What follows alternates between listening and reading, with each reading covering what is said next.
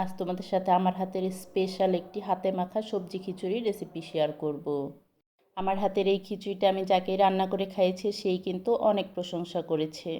আর আমার বাসায় এই খিচুড়িটা সবাই খুব পছন্দ করে, তাই আমিও মাঝে মাঝে ওদেরকে এভাবে সবজি দিয়ে খিচুড়ি রান্না করে খাওয়াই।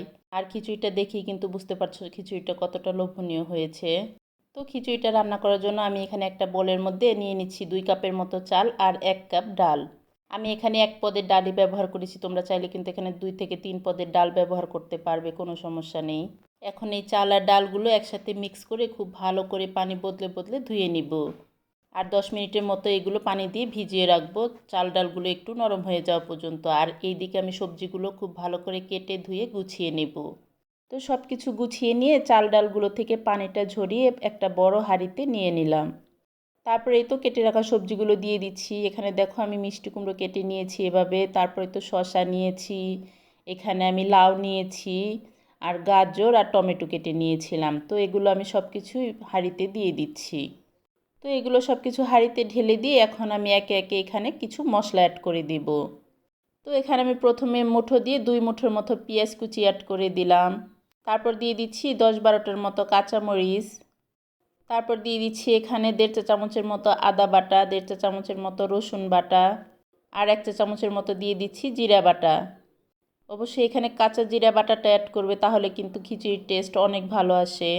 এখন আমি কিছু গুঁড়া মশলা এখানে দিয়ে দিচ্ছি এখানে 1 টেবিল চামচের মতো হলুদের গুঁড়ো আর 1 টেবিল চামচের মতো মরিচের গুঁড়ো। তারপর আমি এখানে পরিমাণ মতো লবণ দিয়ে দিচ্ছি। তো লবণ দেওয়া হয়ে গেলে এখানে আমি 2 টেবিল চামচের মতো তেল দিয়ে দিচ্ছি।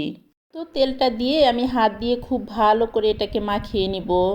এটা আমি ততক্ষণ পর্যন্ত মাখাবো যতক্ষণ না পর্যন্ত সব কিছু খুব ভালোভাবে মিশে যায়। তো দেখতেই পাচ্ছ আমি খুব ভালো করে মাখিয়ে নিয়েছি। এখন আমি এটাতে পানি অ্যাড করে দিব। আর যেহেতু এটা পাতলা খিচুড়ি হবে সেই অনুযায়ী কিন্তু এখানে পানি অ্যাড করতে হবে। তো আমি এখানে প্রায় 2.5 লিটারের মতো পানি দিয়েছি। তো পানিটা দেওয়া হয়ে গেলে হাঁড়িটা আমি চুলায় বসিয়ে চুলাটা ধরিয়ে দিব। আর একটা ঢাকনা দিয়ে ঢেকে অপেক্ষা করব বলক আসা পর্যন্ত।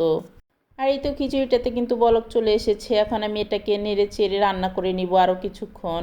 এটা কিন্তু বারবার নেড়ে দিতে হবে, না হলে কিন্তু লেগে যাবে, যেহেতু এটা ডাল দেওয়া আছে। আর খিচুড়িটা কিন্তু আমি পোলাওয়ের চাল দিয়ে রান্না করেছি, এটা কিন্তু ভাতের চাল দিয়েও রান্না করা যাবে, তবে পোলাওয়ের চাল দিয়ে রান্না করলে এটা কিন্তু খেতে বেশি মজা লাগে। তো প্রথমে আমি বলতে ভুলে গিয়েছিলাম যে এটা আমি পোলাওয়ের চাল নিয়েছি। তো দেখতেই পাচ্ছ আমার খিচুড়িটা কিন্তু প্রায় হয়ে গেছে। এখন আমি এই খিচুড়িটাতে একটা বাগার দিয়ে দিব। আর অবশ্যই কিন্তু এই খিচুড়িটাতে এই বাগারটা দিতেই হবে, না হলে কিন্তু খিচুড়ি মজা লাগবে না। তো বাগার দেওয়ার জন্য চুলায় আমি একটা প্যান দিয়ে প্যানটা একটু গরম করে এখানে আমি 3 টেবিল চামচের মতো রান্নার তেল দিয়েছি। তারপর আমি এখানে 2-3টার মতো তেজপাতা দিয়ে দিলাম। তারপর দিয়ে দিচ্ছি 1 টেবিল চামচের মতো পাঁচফোড়ন। তো পাঁচফোড়ন দিয়ে আমি 30 সেকেন্ডের মতো একটু ভেজে নিয়েছি। যখন পাঁচফোড়ন থেকে খুব সুন্দর একটা স্মেল আসছে তখন আমি এখানে 2 টেবিল চামচের মতো পেঁয়াজ কুচি দিয়ে দিয়েছি। পেঁয়াজ কুচিটা দিয়ে তেলের সাথে খুব ভালো করে নেড়ে যখন একটু ব্রাউন কালার হয়ে আসছে তখন আমি খিচুড়ির পাতিলে ঢেলে দিলাম বাগারটা। আর বাগারটা খিচুড়িতে ঢেলে দিয়ে সাথে সাথে কিন্তু আমি একটা ঢাকনা দিয়ে ঢেকে দিয়েছিলাম, যাতে বাগারের স্মেলটা পুরো খিচুড়িতে ছড়িয়ে পড়ে। তো বাগারটা মিশিয়ে নিয়ে এই খিচুড়িটা আমি নামিয়ে রাখছি আর তোমাদের সামনে একটু পরিবেশন করে দেখাচ্ছি কতটা লোভনীয় হয়ে খিচুড়িটা।